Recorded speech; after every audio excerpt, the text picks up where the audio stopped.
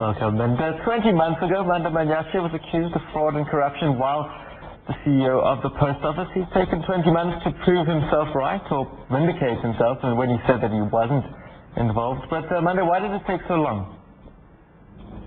I think I just didn't have cooperative partners in the post office.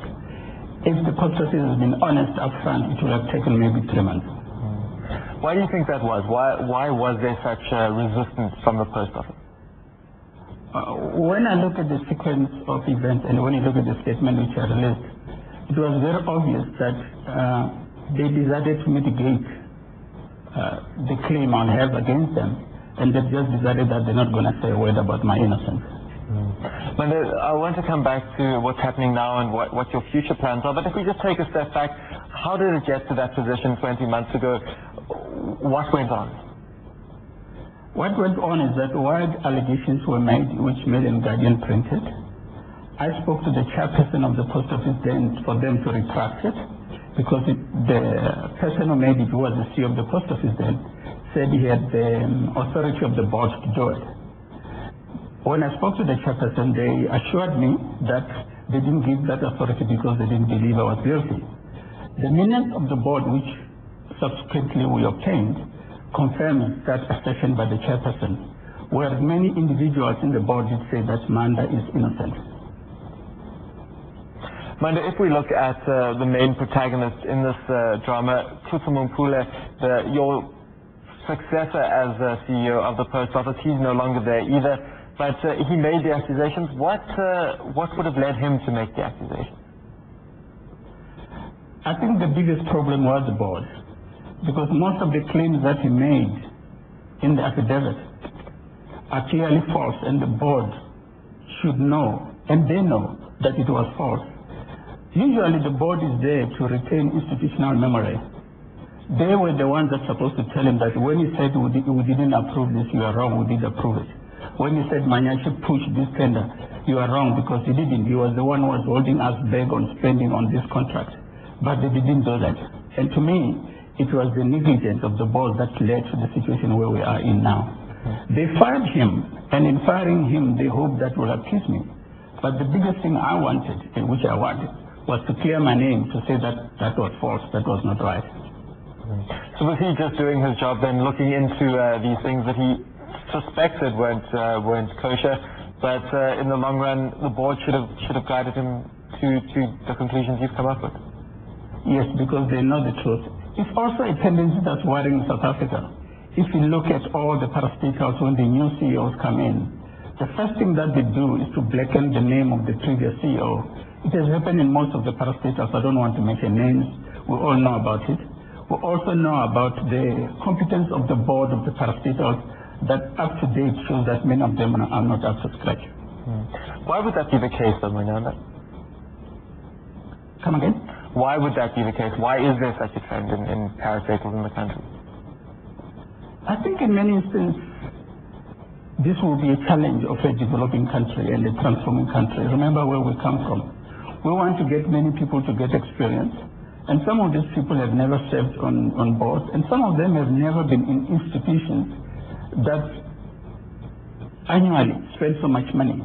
So that when you speak about 100 million, one thing that is a big amount. But for an institute like MTN, an institute like the post office, 100 million is not that big amount of money. Annually we spend billions. It's just a small drop. But in many instances, because we are dealing with people that come from NGOs, that have never been CEOs of big companies, and in many instances you have got people that are in the board that are actually jealousy of the CEOs that actually earns maybe 4, 5, 6 times what they earn wherever they are. That's what comes to play. If I can just go back a little bit. Before this, I had a chairman who was very different because he was running his own company. He was a multi-millionaire on his own right. The interaction with him is very different when a chairperson is just an employee of another organization. For instance, when I was in the post office, my salary was around about 2.6 million. I knew that my chairperson, where she was working, she was earning around about 400,000. When you have positions like that, it's a recipe for conflict.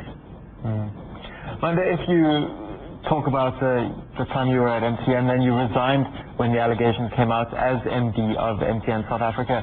That decision must have been a difficult one to do. Why did you decide to resign?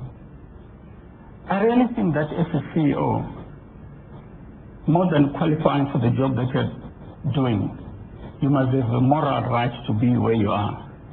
You can't be a CEO and be able to manage and govern appropriately just because you've got a letter that says you're a CEO. People and your executive must respect you, must know that you are a man of integrity, they must know that you are an honest person. I was accused of deviating for tender for 100 million rand. In MTN, I was signing billions. Can you imagine me continuing signing billions when there is a cloud hanging over my head? It was an untenable position which I found myself in, because the only thing that I had for the employees is for them to respect me, to know that I'm an honest person, and without that, you cannot manage properly. Maanda, you've cleared your name, or at least you've got the documents now that do clear your name. Why are you still pursuing litigation? I think I need the post office to come to say that what happened was wrong, it should not have happened, and appropriately also say what I'm saying, that I'm innocent. They need to come up and say that. And also for us to discuss the damages that I've suffered, because I did suffer the damages quite appropriately. It's 20 months, and it's the shares that I've also lost, which is quite substantial. And at that moment, it's sitting around 260 million, is that right? Yeah, when we calculated it 20 months ago, and the MTN share price has since risen. But I don't even want to talk about it, because the biggest thing to me is not really money. It's the integrity of the post office to come forward and clear my name so that they can really be seen as people who are commissioners of oaths for this country. Maanda, what is your next step now? What does the future hold for you? Of course, in the last 20 months, I've grown quite a lot. I had a lot of time for introspection. It also gave me time to tell me when the retirement comes, what it will look like, that I must have another life more than just work. But it also tells me that whichever company I'm going to go into, there's no way that I'm just going to be an employee now. I've grown beyond that. It means now, wherever I'm going to be, I must make sure that I'll make a big difference. It's not a matter of a title. It's a matter of what contribution can I add, and preferably, I'd like to have equity in that company that I'm going to be going into. So would you look to start something yourself then? Yes.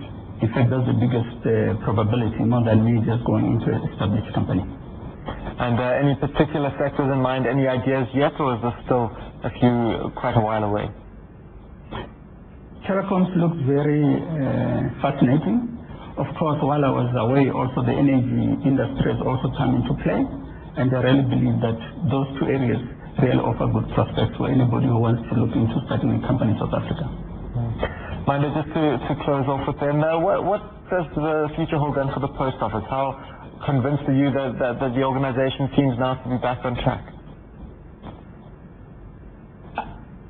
When I look at the post office and when I look at the plans that we made before we left, and if I can just go a little bit back, remember that the management I had took the post office to achieve what they couldn't achieve in 200 years. And thereafter, we had embarked on a path of diversifying the income that comes to the post office so that we are not just dependent on mail. Those plans, if the post office continue with them, I really believe that they are on the route to be like the Deutsche Post or the France Post or the Swiss Post, all those post offices that are still profitable. I'm just a little bit concerned that I've seen now that they've gone back to being experts in asking for subsidy. What we were working for was to make sure that the post office becomes independent of subsidy and becomes self-sustaining. It is possible. With Musanisi now there, who was part of the old management team, I really believe that they will be able to recover and go on that road. Manyatshe, the former CEO of the Post Office, the former MD of MTN South Africa, and we look forward to seeing what he happens to do in the future. That's all from Power Lunch in association with MoneyWeb. We're now crossing to CNBC US for US Squawk Box. CNBC Africa back at 4 p.m. Central African Time with Regional Roundup.